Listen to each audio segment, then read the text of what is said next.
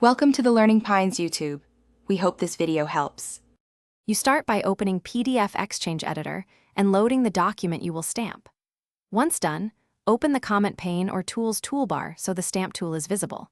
Make sure you have any image, logo, or text prepared for custom stamp. This saves time and avoids format errors.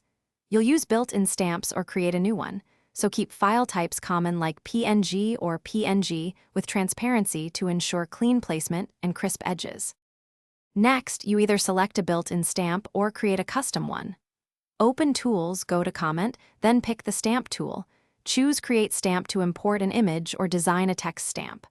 When importing, name the stamp and pick a category so you can reuse it. Before you place it, set scale, opacity, and rotation. This controls appearance and avoids resizing later. Make sure to choose a resolution that balances clarity with file size. To finish, click where you want the stamp and drag to set size, using corner handles for precise scaling. Once positioned, use properties to set opacity, date, and author, then lock the annotation or flatten it into the page when you need a permanent mark.